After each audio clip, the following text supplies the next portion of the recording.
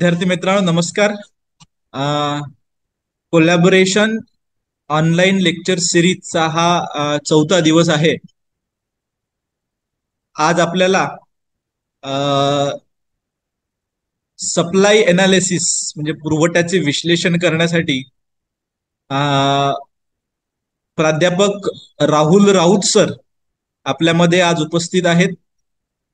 राहुल राऊत सरांचा मी थोडक्यात परिचय करून देतो. राहुल राऊत सर हे यांचं एम.ए. इकॉनॉमिक्स सेड झालेलं आहे अर्थशास्त्रामध्ये आणि ते सीपीएन बिरार महाविद्यालयामध्ये CHB टीचर आहेत. तर ते आपल्याला पुरवठा म्हणजे काय, पुरवठा निर्धारण करणारे घटक कोणकोणते आहेत, पुरवठ्याचा नियम काय आहे आणि त्याच्या कोणत्या मर्यादा आहेत, या सगळ्या बाबींवर आज सर आपल्याला मार्गदर्शन करणार आहेत. सरांना मी विनंती करतो की त्यांनी आपलं लेक्चर चालू करावं. Good morning all of you. Good morning. आवाज येत आहे? Good morning sir. नमस्कार. मी नमस्कार. प्राध्यापक राहुल राऊत आजच्या लाईव्ह सेशन मध्ये तुम्हा सर्वांचं स्वागत करत आहे. आज आपण पुरवठा विश्लेषण या टॉपिकवर चर्चा करणार आहोत. तुम्ही मागणीचा सिद्धांत याआधी सरांकडून शिकलेले आहातच. हा आज आपला चौथा दिवस आहे. तर तुम्हाला स्क्रीनवर एक इमेज दिसत आहे सगळ्यांना? हॅलो, आवाज येत आहे? हो सर. दिसत आहे? काय दिसत आहे तुम्हाला? कोणी सांगू शकेल? हॅलो. गाडी दिसत आहे. गाडी दिसत आहे आणि एक बिझनेसमॅन दिसत आहेत. ठीक आहे. आनंद महिंद्रा नावाचे जे एक बिझनेसमॅन आहेत ते दिसत आहेत आपल्याला, उद्योजक आहेत ते. आणि त्यांचीच एक महिंद्रा थार नावाची आपल्याला गाडी दिसत आहे. तर आपण आज या ठिकाणी पुरवठा विश्लेषण करत असताना एक उद्योजक किंवा उत्पादक याच्या बाबीतून विचार करणार आहोत. जसं आपण मागणीचा सिद्धांत विचारात घेत असताना किंवा मागणीचं विश्लेषण घेत असताना एका ग्राहकाचा ग्राहक म्हणून आपण विचार करत असतो, तसं आपण एक आज सप्लायर म्हणून विचार करणार आहोत. आपण स्वतःला एक पुरवठादार असं ऍझ्युम करून किमतीचा काय परिणाम होतो हे आपण आज अभ्यासणार आहोत. ठीक आहे. तर आपण आज मिस्टर महिंद्रा आणि त्यांची ही एक थार गाडी आहे या उदाहरणाच्या सहाय्याने सगळं चॅप्टर आहे समजून घेण्याचा आपण प्रयत्न करू. तर आर्थिक वर्ष 2024-25 इनपुट म्हणजेच रॉ मटेरियल, त्याच्यामध्ये कच्चा माल आला, उत्पादनासाठी लागणारे सर्व घटक, भूमी, श्रम म्हणा, भांडवल म्हणा, संयोजक हे उत्पादनासाठी कार्यरत असतात. ते प्रत्येक प्रोडक्शन मध्ये इनपुट म्हणून काम करत असतात. तर त्या इनपुटच्या सहाय्याने आउटपुट म्हणजेच आपल्याला फायनल प्रोडक्ट मिळत असते. उत्पादनाचे घटक काम करत असताना त्यांना काही मोबदला पण मिळत असतो आणि त्या मोबदला दिल्यानंतर प्रत्येक उत्पादकाचा म्हणा किंवा पुरवठादाराचा किंवा विक्रेत्याचा हा उद्देश असतो की आपल्याला जास्तीत जास्त नफा मिळावा. कोणीही फुकट काम करत नाही, प्रत्येकाला पैसा आवश्यक असतो. त्याचप्रमाणे उद्योजक असेल त्याचा मेन उद्देश नफा कमविणे हा असतो. समाजाला तो सेवा देतच असतो, परंतु मुख्य उद्देश त्याचा हा पैसा कमवण्याचा होत असतो. तर आपण या ठिकाणी विचारात घेत आहोत की रॉ मटेरियलच्या सहाय्याने तो फायनल प्रोडक्ट तयार करत असतो. तर आर्थिक वर्ष 2024 आणि 25 यामध्ये मिस्टर महिंद्रा यांनी 100 थार गाड्यांचे उत्पादन केले. किती थार गाड्यांचे उत्पादन केले लक्षात असू द्या थोडं हे, कारण आपण नंतर याच उदाहरणाच्या सहाय्याने संपूर्ण चॅप्टर विचारात घेणार आहोत. तर 100 थार गाड्यांचे उत्पादन केले आणि त्यांनी एका गाडीची किंमत ही 8 लाख रुपये अशी ठेवलेली आहे. ठीक आहे. तर या चॅप्टर मधला पहिला जो टॉपिक आहे तो म्हणजे एकूण उत्पादन. तर एकूण उत्पादनाची व्याख्या करत असताना आपण विशिष्ट कालावधीत उत्पादित केलेल्या नगसंख्येची एकूण बेरीज म्हणजे एकूण उत्पादन होय. लक्षात असू द्या एकदा, विशिष्ट कालावधीत उत्पादित केलेल्या नगसंख्येची एकूण बेरीज म्हणजे एकूण उत्पादन होय. तर मिस्टर महिंद्रा यांनी आर्थिक वर्ष 2024-25 विशिष्ट कालावधी म्हणजे हा कालावधी एका आठवड्याचा असू शकतो, एका महिन्याचा असू शकतो किंवा एका वर्षाचा पण असू शकतो. तर आपण एकूण उत्पादन विचारात घेत असताना महिंद्रा यांचा 2024 आणि 25 या आर्थिक वर्षात म्हणजे एका वर्षाचा उत्पादन विचारात घेत आहोत, तर त्या कालावधीत त्यांनी एकूण 100 थार गाड्यांचे उत्पादन केले. म्हणून तो झाला आपलं एकूण उत्पादन. तर एकूण उत्पादनाबद्दल आपण दुसरं एक सांगितलं आहे की उत्पादन प्रक्रियेत आदानाचे रूपांतर प्रदानात होत असते. तर तुम्हाला मी आधीच सांगितलं होतं याच्या आधीच्या स्लाइडमध्ये की इनपुट रॉ मटेरियलच्या सहाय्याने आउटपुट म्हणजेच फायनल प्रोडक्ट निर्माण होत असते. उत्पादन प्रक्रियेत आदान म्हणजेच इनपुट आणि त्याचे रूपांतर आउटपुट म्हणजेच प्रदानात होत असते. त्याच्यानंतरची संकल्पना आहे साठ्याची. साठा म्हणजेच स्टॉक. तर साठ्याबद्दल आपल्या पुस्तकात सांगितलेलं आहे किंवा विविध एक्सपर्टनी जी व्याख्या केलेली आहे, विशिष्ट कालावधीत विक्रेत्याकडे विक्रीसाठी उपलब्ध असलेली एकूण नगसंख्या म्हणजे एकूण साठा होय. मिस्टर महिंद्रा यांनी 100 गाड्यांचे उत्पादन केले म्हणजे त्यांच्याकडे काय आहेत, 100 गाड्या सध्या उपलब्ध आहेत म्हणजे त्यांच्याकडे एकूण 100 गाड्यांचा स्टॉक आहे. ही झाली साठ्याबद्दलची व्याख्या. आपण वरच्याच उदाहरणावरून घेतलेलं आहे की त्यांच्याकडे 100 थार गाड्या आहेत. तर साठ्याबद्दल काही सांगायचं झाल्यास, साठा हा संभाव्य पुरवठा असतो. समजा आज मिस्टर महिंद्रा यांच्याकडे 100 गाड्या आहेत, तर ते 100 गाड्यांतूनच आपला भविष्यकाळातील पुरवठा करणार आहेत. म्हणून साठा ही संभाव्य पुरवठा असतो. साठा हा अलवचिक असतो. अलवचिक म्हणजेच ज्याच्यात आपण काही बदल करू शकत नाही. बदल करता येईल पण त्याच्यासाठी एक विशिष्ट कालावधी लागत असतो. त्वरित बदल करता येणार नाही. समजा आता आपण उदाहरण तोच घेणार आहोत की 100 गाड्यांचे मिस्टर महिंद्रा यांनी उत्पादन केलेले आहे, तर ते 100 गाड्याच फक्त सप्लाय करू शकतात. त्याच्यापेक्षा जास्त सप्लाय करू शकत नाही कारण त्यांच्याकडे 100 गाड्यांचा स्टॉक आहे. तर ते 110 गाड्या म्हणा किंवा 120 गाड्या हे सप्लाय करू शकणार नाही. त्याच्यामुळे साठ्याबाबत आपल्याला असं म्हणता येईल की साठा हा अलवचिक असतो. म्हणजेच त्याच्यात त्वरित बदल करता येत नाही. बदल करायचं झालं तर पुन्हा तेच आपले भूमी, श्रम, भांडवल, संयोजक या घटकाची आवश्यकता असेल. ते घटक वापरून आपण पुन्हा प्रोडक्शन करून नंतर काही कालावधीनंतर आपण करू शकतो. त्याच्यानंतर साठ्याबाबत विचार घ्यायचं झालं तर तिसरा पॉइंट आहे, साठा हा पुरवठ्यापेक्षा जास्त असतो. साहजिकच आहे, आपल्याकडे जर 100 गाड्या असतील तर आपण त्याच्यातून 50 गाड्याचा सप्लाय करू शकू, 70 गाड्यांचा सप्लाय करू शकू, 90, 95चा सप्लाय करू शकू. परंतु आपण 110 गाड्यांचा सप्लाय करू शकणार नाही कारण आपल्याकडे 100च गाड्या आहेत ना. त्याच्यामुळे साठा हा पुरवठ्यापेक्षा नेहमी जास्त असतो. आणि त्याच्यानंतर शेवटचा पॉईंट जो सांगितलेला आहे, नाशवंत वस्तूचा साठा आणि पुरवठा समान असतो. आता नाशवंत वस्तू विचारात घ्यायचं झालं तर आपण शेतीतील काही प्रोडक्ट विचारात घेऊ शकतो. पण चांगलं जर उदाहरण द्यायचं झालं तर समजा दूध. दूध ही नाशवंत वस्तू आहे. नाशवंत वस्तू असल्यामुळे समजा आपल्याकडे 10 लिटर आज दूध झालं तर त्या 10 लिटर दुधाचा पुरवठा आपल्याला आजच करावा लागेल किंवा आपण 2-3 दिवस म्हणा शीतगृहामध्ये साठवणूक करू शकतो. परंतु फार विशिष्ट काळ, महिना 2 महिने त्याचा आपण साठा करू शकत नाही. तर साधारणतः 1-2 दिवस म्हणा किंवा 1 आठवडा खूप झाला आपण स्टॉक करू शकतो आणि त्याच्यानंतर त्याचा पुरवठा करू शकतो. म्हणून साठ्याबद्दल सांगायचं झालं तर नाशवंत वस्तूचा साठा आणि पुरवठा हा समान असतो.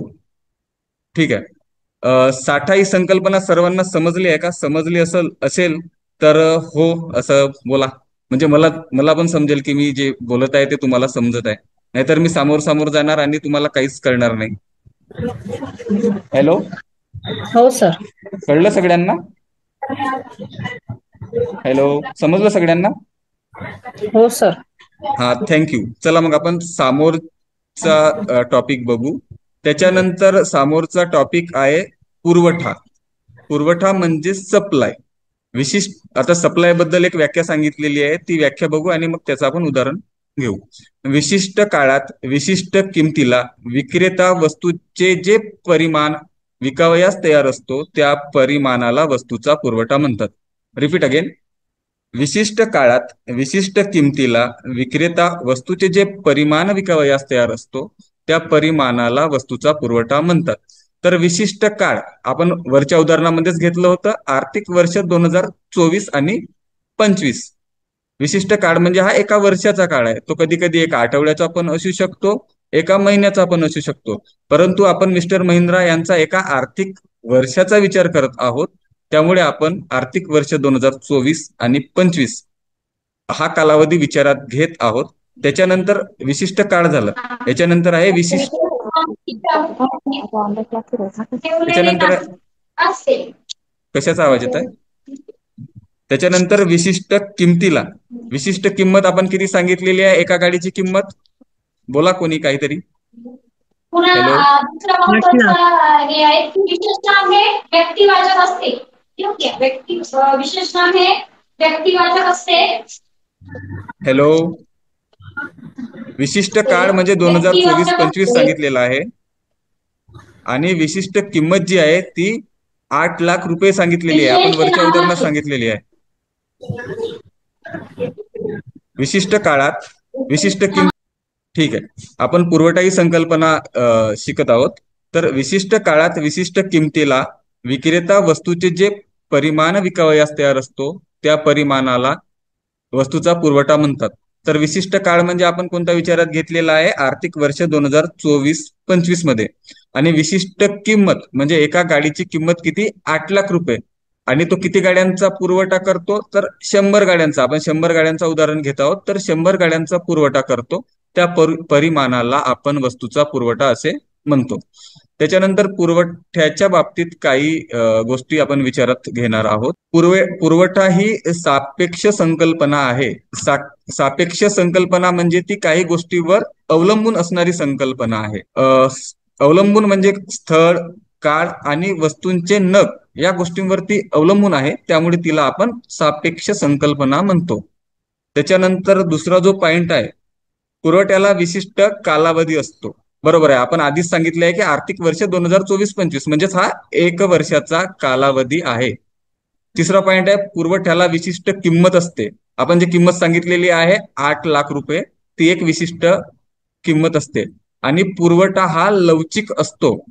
लवचिक म्हणजे आपण त्याच्यात वेळोवेळी बदल करू शकतो, परंतु हा बदल स्टॉक पेक्षा जास्त असणार नाही. समजा आपल्याकडे 100 गाड्यांचा स्टॉक आहे, तर आपण त्याच्यातून आज 50 गाड्यांचा जर पुरवठा केला आणि उद्या जर आपल्याला पुरवठा वाढवायचा असेल तर आपण 10 गाड्या, 20 गाड्या, 30 गाड्या, 40 गाड्या, 50 गाड्यांपर्यंतच पुरवठा करू शकतो. कारण 100च गाड्या आणि आपण काल जर 50 गाड्या केल्या असेल तर आज आपण 50 गाड्यांच्या वर करू शकणार नाही. परंतु स्टॉकमधून पुरवठा करता येऊ शकतो, म्हणून पुरवठा ही लवचिक संकल्पना आहे किंवा पुरवठा हा लवचिक असतो. आणि पुरवठा या दोन गोष्टीतील फरक बघणार आहोत. तर साठ्याची आपण व्याख्या सांगितलेली होती की विशिष्ट कालावधीत विक्रीसाठी उपलब्ध असलेली वस्तूंची एकूण नग संख्या म्हणजे साठा होय. तर पुरवठ्याच्या बाबतीत विशिष्ट कालावधीत विशिष्ट किमतीला जो माल प्रत्यक्ष विक्रीसाठी काढला जातो त्याला पुरवठा म्हणतात. साठा काय आहे? उपलब्ध असलेली एकूण नग संख्या आहे. म्हणजे 100 गाड्या आपल्याकडे उपलब्ध आहेत, ती उपलब्ध असलेली एकूण नग संख्या म्हणजे साठा. साठ्याच्या बाबतीत व्याख्या जर विचारात घ्यायची असेल तर उपलब्ध असलेली एकूण नग संख्या म्हणजे साठा. आणि पुरवठ्याच्या बाबतीत विचारात घ्यायचं असेल तर प्रत्यक्ष विक्रीसाठी काढला जाणारा माल म्हणजे पुरवठा. साठा आपल्याकडे उपलब्ध असतो तर पुरवठा त्या साठ्यापैकी काही माल विक्रीसाठी प्रत्यक्ष काढला जातो, म्हणून त्याला आपण पुरवठा म्हणतो. साठा ही प्राथमिक क्रिया आहे. उत्पादन झाल्यानंतर आपण सर्वात आधी स्टॉक करत असतो आणि स्टॉक केल्यानंतर त्या साठ्यामधून सप्लाय करत असतो. म्हणजे स्टॉक ही किंवा साठा ही प्राथमिक प्रक्रिया आहे, तर पुरवठा ही द्वितीय प्रक्रिया आहे. म्हणजे साठा झाल्यानंतर पुरवठा होतो. साठा ही पहिली प्रक्रिया आहे, तर पुरवठा ही 2 नंबरची प्रक्रिया आहे, म्हणजे द्वितीय प्रक्रिया आहे. साठा हा पुरवठ्यापेक्षा जास्त असू शकत नाही, हा मुद्दा क्लिअर झाला याच्या आधीच. कारण 100 गाड्या जर असतील आपल्याकडे तर आपण 110 गाड्यांचा पुरवठा करू शकणार नाही, फक्त 100 गाड्यांचाच पुरवठा करू. म्हणून साठा हा पुरवठ्यापेक्षा जास्त असतो. आणि पुरवठ्याच्या बाबतीत विचारात घ्यायचं झालं तर पुरवठा हा साठ्यापेक्षा जास्त असू शकत नाही. ठीक आहे, तुम्हाला समजलं असेल अशी अपेक्षा व्यक्त करतो आणि त्याच्यानंतरचा टॉपिक सुरुवात करतो. आता आपण बघणार आहोत पुरवठ्याचा नियम.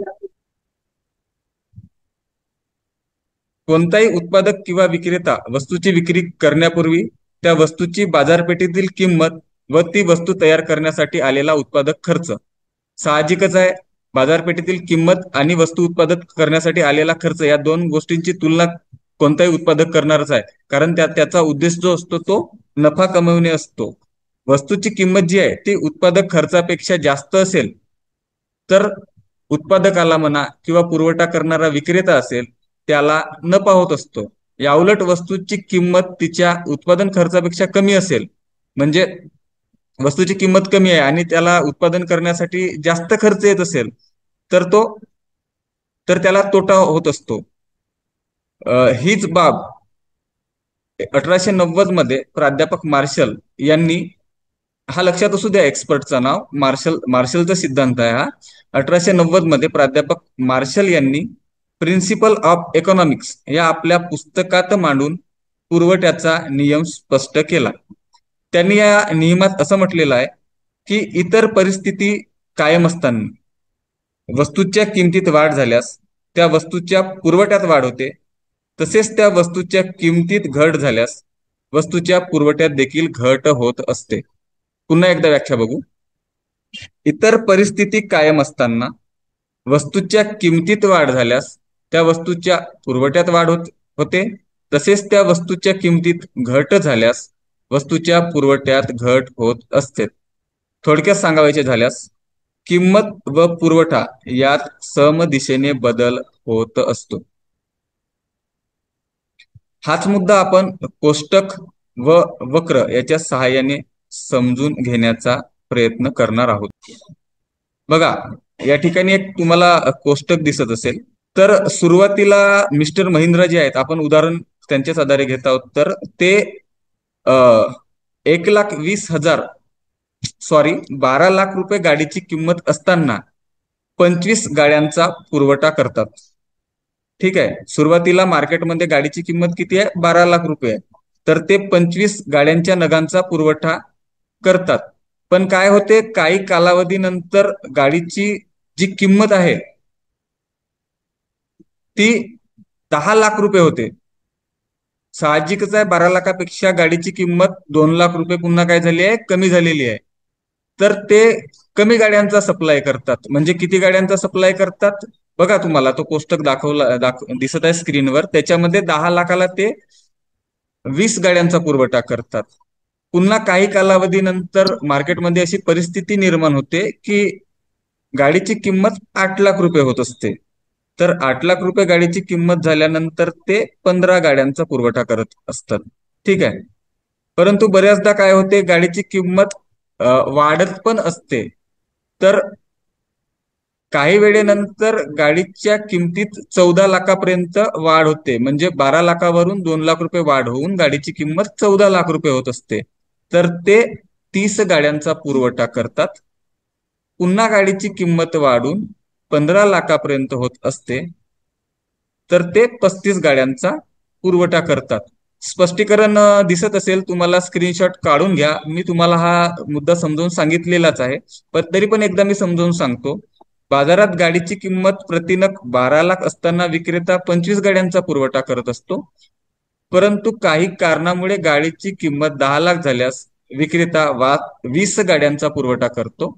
तसेच गाडीची किंमत आणखी कमी होऊन 8 लाख झाल्यास गाडीचा पुरवठा 15 पर्यंत कमी होतो. या उलट काही कारणामुळे गाडीची किंमत वाढून 14 लाख झाल्यास पुरवठा 30 पर्यंत वाढतो.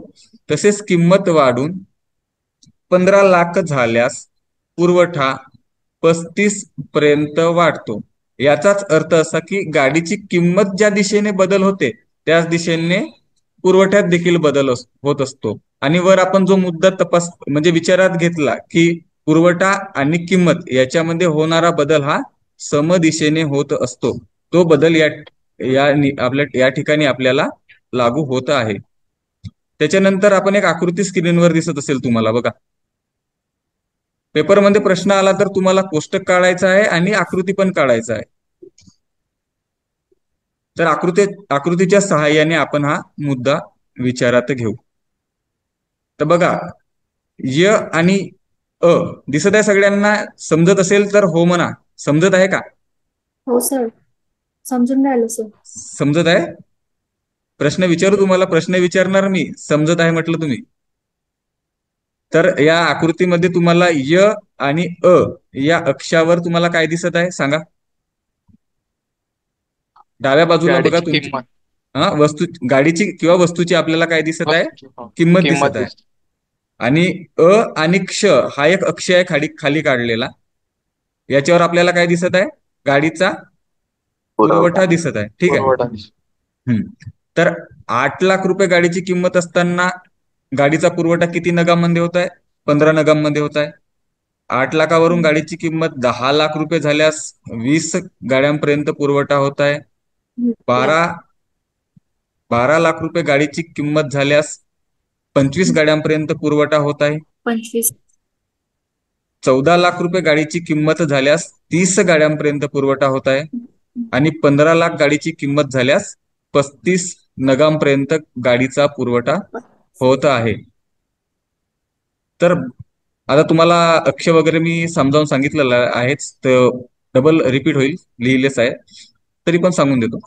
बाजूच्या आकृतीत अक्षावर गाडीचा पुरवठा दर्शवला असून अय अक्षावर गाडीची किंमत दर्शवली आहे. गाडीची किंमत जशी जशी वाढत जाते, बघा वरती आकृतीमध्ये, गाडीची किंमत जशी जशी वाढत जाते तसा तसा गाडीचा पुरवठा देखील वाढत जातो. आणि ही वाढ आपण बघा, क, ख, ग, घ आणि च दिसत आहेत तुम्हाला? हॅलो, दिसत आहेत का? क, ख, ग आणि घ या पॉइंट द्वारे दाखवण्याचा आपण प्रयत्न केला आहे.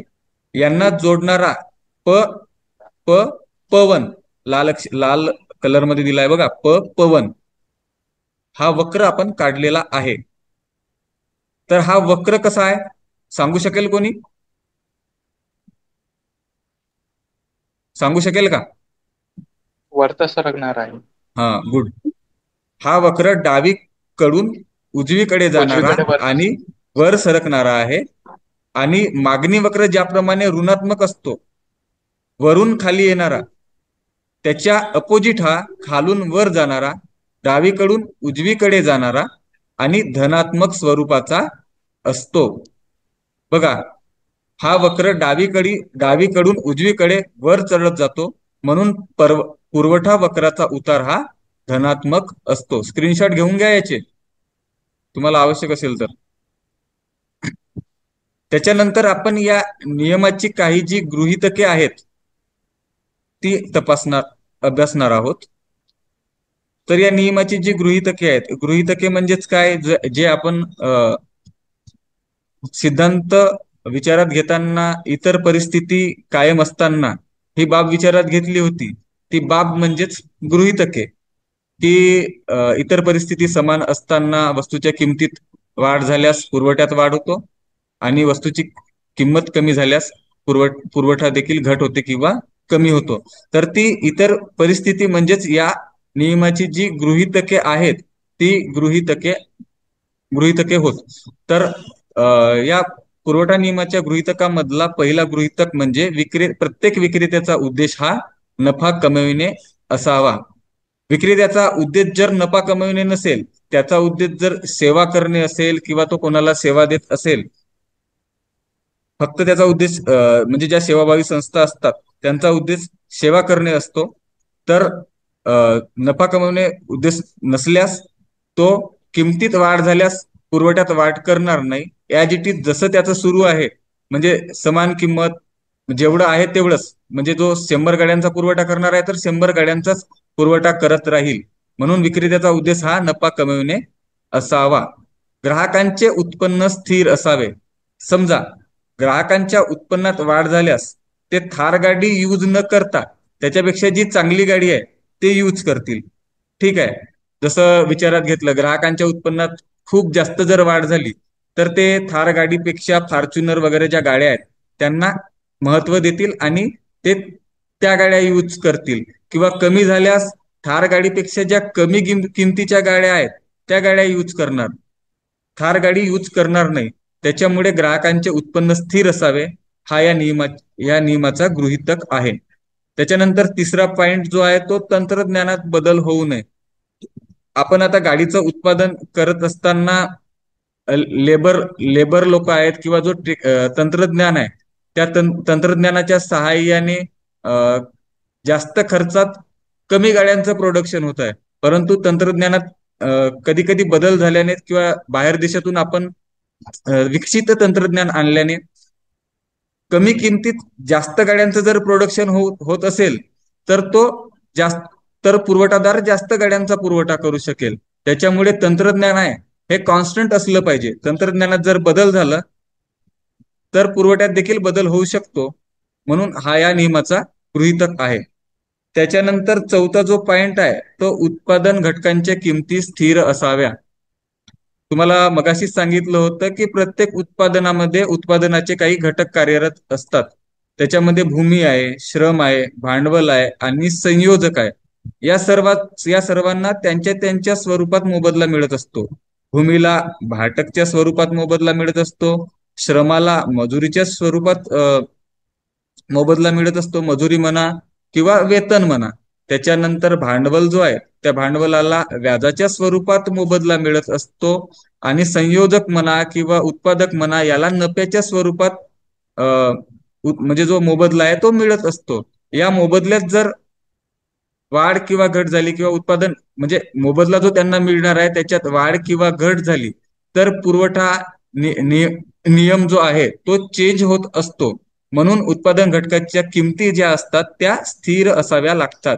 त्याच्यानंतर पाचवा जो पॉइंट आहे तो आहे पायाभूत सुविधा उपलब्ध असाव्यात. त्याच्यानंतरचा पाचवा जो पॉइंट आहे तो आहे पायाभूत सुविधा उपलब्ध असाव्यात. पायाभूत सुविधा म्हणजेच काय? पायाभूत सुविधामध्ये वीज, दळणवळणाच्या सोयी किंवा इतर इन्फ्रास्ट्रक्चर यांचा समावेश होत असतो.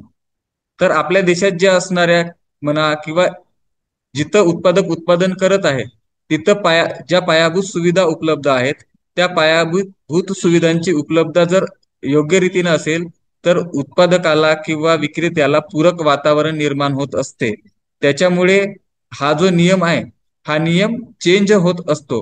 म्हणून ज्या पायाभूत सुविधांची उपलब्धतेची कमतरता असल्यास उत्पादकाला प्रतिकूल वातावरण निर्माण होत असते. त्याच्यामुळे देशात किंवा जिथं उत्पादक उत्पादन करत आहे किंवा विक्रेता पुरवठा करत आहे त्या ठिकाणी पायाभूत सुविधा योग्य रीतीने उपलब्ध असणे आवश्यक आहे. त्याच्यानंतर सहावा पॉइंट आहे ग्राहकांच्या आवडीनिवडी स्थिर असाव्या. आता हा मुद्दा आधीच झालेला आहे, ग्राहकांचे उत्पन्न स्थिर असावे याच्या सारखाच आहे पण थोडासा याच्यात चेंज आहे. समजा आता आपण थार गाडीचं उदाहरण घेतलं, पण लोकांना असं वाटत आहे की थार ही आउटडेटेड गाडी झाली आहे किंवा सगळेच लोक थार वापरतात. त्याच्यामुळे आपण जे आहे आता थार गाडी न वापरता याच्यापेक्षा ऍडव्हान्स गाडी वापरली पाहिजे किंवा आपण आता फॉर्च्युनर वापरली पाहिजे.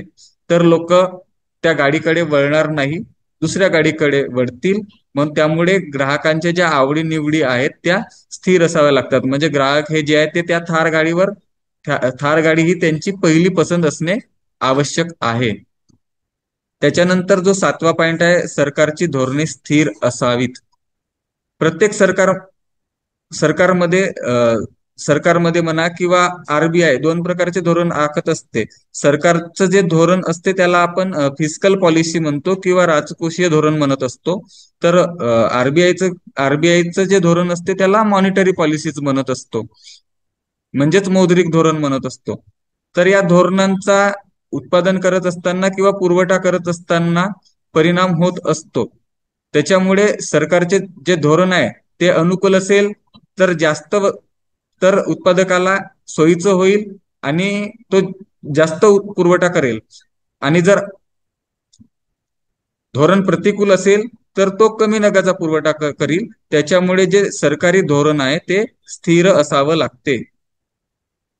त्याच्यानंतर समजलं का मुद्दा? हा पुरवठा नियमाची गृहीते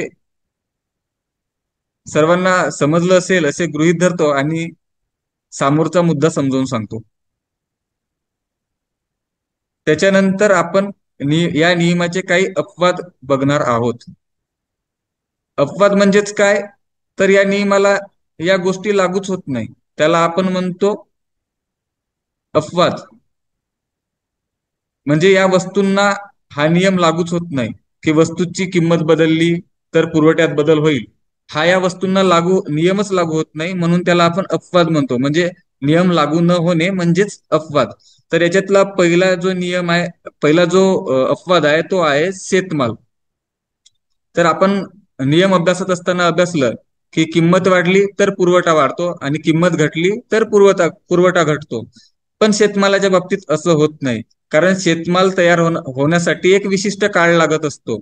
समजा आता आपण उदाहरण जर घेतलं तर भाताची शेती म्हणा, भात म्हणजेच आपण जे धान उत्पादक शेतकरी असतात ते, किंवा भाजीपाला समजून घ्या, भाजीपाला आपण समजून घेऊ. एखाद्या एखाद्या वेळी एखाद्या भाजीपाल्याची भाजीपाल्याचा किंमत वाढली तरी आपण तो पुरवठा त्वरित वाढवू शकत नाही, कारण भाजीपाला निर्माण होण्यासाठी एक वेळ लागत असतो. त्याच्यामुळे या नियमाला शेतमाल हा अपवाद ठरत असतो. त्याच्यानंतरचा दुसरा जो अपवाद आहे तो आहे दुर्मिळ वस्तू.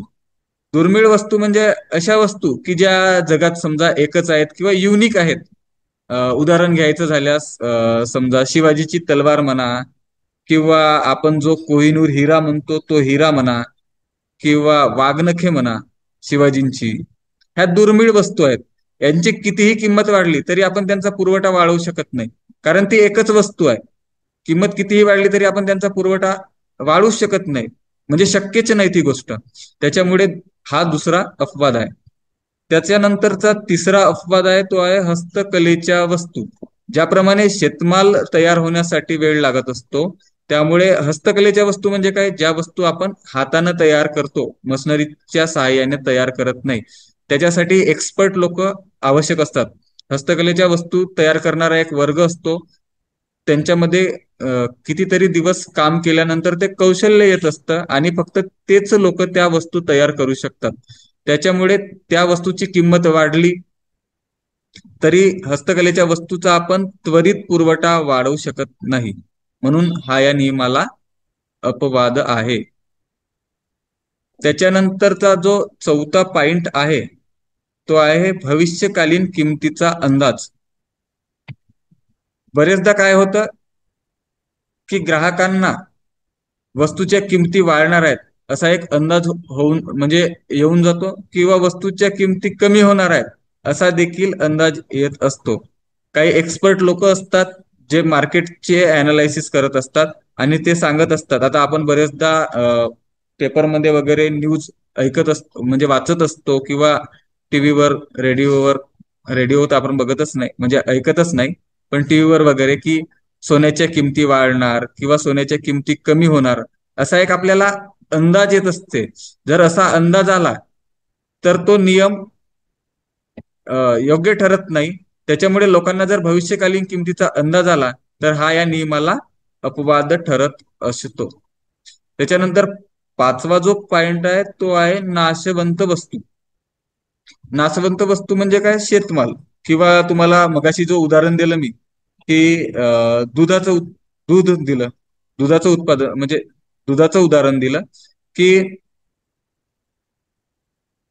दुधाची किंमत जरी वाढली तरी आपण त्याचा साठा करू शकत नाही आणि ती वस्तू त्वरित उपलब्ध करून देऊ शकत नाही किंवा त्याचा पुरवठा करू शकत नाही.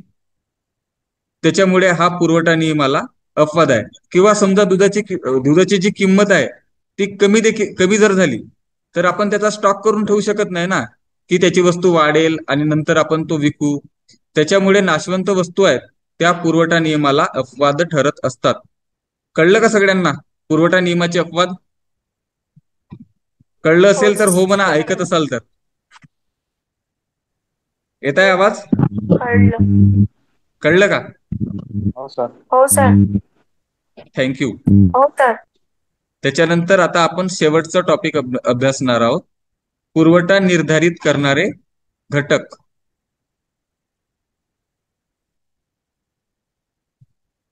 निर्धारित करणारे घटक म्हणजे परिणाम करणारे घटक. जसा किमतीच्या बदलाचा पुरवठ्यावर परिणाम होत असतो, तसंच किंमत सोडून इतर जे काही घटक असतात त्या घटकाचा देखील पुरवठ्यावर परिणाम होत असतो. ते घटक म्हणजे पुरवठा निर्धारित करणारे घटक होत. तर त्याच्यातला जो पहिला घटक आहे तो आहे नैसर्गिक परिस्थिती. तर नैसर्गिक परिस्थिती म्हणजे काय? कधी कधी दुष्काळ पडतो. दुष्काळ हे साधारणतः दोन प्रकारचे असतात. एक असतो कोरडा दुष्काळ आणि एक असतो ओला दुष्काळ.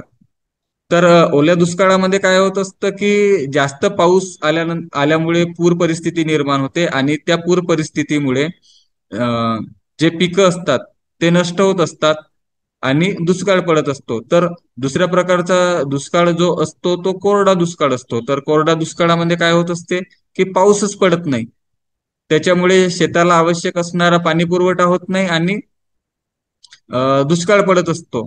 तर नैसर्गिक परिस्थितीत जर बदल झाला तर उत्पादन होणार नाही आणि उत्पादन झालं नाही तर हा पुरवठ्याच्या नियमावर ते घटक काय करणार? परिणाम करणार. म्हणून नैसर्गिक परिस्थिती योग्य असणे आवश्यक आहे. दुसरा जो निर्धारित करणारा घटक आहे, तुम्ही याच्यातले बरेच मुद्दे जर बघितलं तर तुम्हाला लक्षात येईल की निर्धारित करणारे घटक आणि पुरवठा नियमाची गृहीतके ही काही काही समान असतील. ठीक आहे. म्हणजे आता बघितलं इथं तंत्रज्ञानात बदल होऊ नये, तर तोच मुद्दा बघा खाली आपण तांत्रिक प्रगती बघा. याच्यामध्ये पण तेच सांगितलेलं आहे की तंत्रज्ञानाची जर प्रगती झाली तर पुरवठ्यात देखील बदल होऊ शकतो. म्हणजे किमती व्यतिरिक्त तंत्रज्ञानात जर बदल झाली तर पुरवठा देखील वाढू शकतो. जर बाहेर देशातून आपण विकसित तंत्रज्ञान आणलं आणि विकसित तंत्रज्ञानाच्या सहाय्याने जर उत्पादन केलं तर साहजिकच आहे पुरवठादार हा जास्त कमी किमतीत देखील जास्त उत्पादन म्हणजे पुरवठा करू शकतो. कारण लेबरच्या सहाय्याने उत्पादन करणे आणि तंत्रज्ञानाच्या सहाय्याने उत्पादन करणे. समजा एखादी फॅक्टरी आहे, त्या एखाद्या फॅक्टरीत 10 मजूर काम करत असतील, 10 नाही आपण 50 समजा, 50 मजूर जर काम करत असतील तर त्यांना आपण 100 प्रमाणे मजुरी दिली तर 5,000 रुपये होतात. आणि आपण एखादी मशिनरी आणली तर 50 मजुरांच्या जागी आपण 10 मजुरात ते काम करू शकतो. त्याच्यामुळे आपल्याला पैसे पण कमी लागतात, कारण मजुरांची मजुरी तर आपल्याला तेच द्यावी लागणार आहे आणि कमी मजूर लागणार आहेत. त्याच्यामुळे खर्च कमी आल्यामुळे आपण पुरवठ्यात वाढ करू शकतो. त्याच्यामुळे पुरवठा निर्धारित करणारा हा एक देखील घटक आहे. तंत्रज्ञानात जर बदल झाला तर पुरवठ्यात देखील बदल होऊ शकतो. त्याच्यानंतरचा तिसरा जो मुद्दा आहे उत्पादक घटकांच्या किमती. तुम्हाला आता सांगितलं होतं थोड्या वेळाच्या आधी की उत्पादक घटक जे असतात भूमी, श्रम, भांडवल आणि संयोजक या घटकांच्या किमती कमी किंवा जास्त झाल्यास पुरवठ्यात देखील बदल होत असतो. त्याच्यामुळे उत्पादक घटकाच्या किमती हा देखील पुरवठा निर्धारित करणारा घटक आहे. त्याच्यानंतर सरकारचे कर विषयक धोरण. देशातील कोणतेही सरकार आले तर उत्पादन करणाऱ्या घटकावर सरकार एक कर लावत असते. आता आपण जर विचारात घेतलं तर जीएसटी वस्तू आणि सेवा कर हा कर आता सध्या कार्यरत आहे. जर आता जीएसटीचे रेट पण कमी होणार आहेत, तुम्हाला माहितच आहे. तर त्या धोरणाचा देखील पुरवठ्यावर परिणाम होत असतो. त्याच्यामुळे सरकारचे कर विषयक धोरण हा देखील पुरवठा निर्धारित करणारा घटक आहे. त्याच्यानंतर पाचवा जो मुद्दा आहे तो वाहतुकीच्या साधनात सुधारणा. वाहतुकीची साधने म्हणजेच काय तर दळणवळणाची साधने, त्यालाच आपण दुसऱ्या भाषेत पायाभूत सुविधा असं देखील म्हणत असतो. तर वाहतुकीच्या साधनात जर सुधारणा झाल्या तर पुरवठादाराला देखील अनुकूल वातावरण निर्माण होईल आणि जास्त पुरवठा होईल. त्याच्यामुळे पुरवठा निर्धारित करणारा हा पाचवा घटक आहे. त्याच्यानंतर सहावा घटक म्हणजे औद्योगिक परिस्थिती. औद्योगिक परिस्थिती म्हणजे काय? औद्योगिक परिस्थिती दोन प्रकारे निर्माण होत असते. एक होत असते लेबरमुळे आणि दुसरं होत असते ती मालक म्हणा किंवा उत्पादकामुळे. लेबर लोक बऱ्याचदा काय करतात, स्ट्राईक वगैरे करतात. त्याच्यामुळे लेबर लोकांचं देखील नुकसान होत असते आणि मालकाचं देखील नुकसान होत असते. संप जर केलं म्हणजे स्ट्राईक जर केलं तर फॅक्टरी बंद असते. त्याच्यामुळे मजुरांना मजुरी मिळत नाही आणि मालकाला देखील नफा होत नाही. तर अशा परिस्थितीत काय होत असते, दोघांचंही नुकसान होत असते. किंवा कधी कधी टाळेबंदी सारखी परिस्थिती निर्माण होत असते. म्हणजे मार्केटमध्ये वस्तूच्या किमतीच नसतात तर उद्योजकाला म्हणा किंवा उत्पादकाला बऱ्याचदा टाळेबंदी करावी लागते.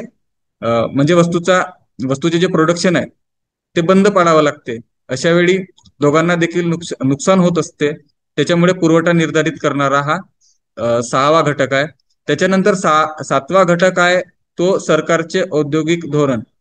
प्रत्येक देशाचे सरकार जे आहे ते वेगवेगळे औद्योगिक धोरण आखत असते. आपल्या देशामध्ये 1948 म्हणा, 1956 म्हणा किंवा 1991ला एक मोठं औद्योगिक धोरण पार पडलं. त्या धोरणात उत्पादकावर किंवा विक्रेत्यावर हा परिणाम होत असतो. जर सरकारचे धोरण अनुकूल असेल तर पुरवठा किंवा विक्रेत्यासाठी ते अनुकूल असते, आणि सरकारचं धोरण जर विक्रेता किंवा उत्पादकासाठी जर प्रतिकूल असेल तर ते धोरण ते पुरवठादारासाठी सुद्धा प्रतिकूल असते. की एकूण उत्पादन म्हणजे काय, साठा म्हणजे काय, पुरवठा म्हणजे काय. साठा आणि पुरवठा या दोन गोष्टीतील फरक काय असतो, पुरवठ्याचा नियम, पुरवठा नियमाची गृहीतके, पुरवठा नियमाचे अपवाद आणि पुरवठा निर्धारित घटक, ह्या सर्व बाबी शॉर्टमध्ये समजून सांगितलेल्या आहेत. आय होप तुम्हाला सगळ्यांना समजलं असेलच. एवढं बोलतो आणि तुमची रजा घेतो. धन्यवाद. मी आता धन्यवाद सर्व विद्यार्थी मित्रांचे आणि राऊत सरांचे सुद्धा धन्यवाद. त्यांनी खूप चांगल्या पद्धतीनं लेक्चर कंडक्ट केलेलं आहे. उद्या परत भेटूया एका नवीन विषयाला घेऊन. धन्यवाद सगळ्यांचं. एक क्वेश्चन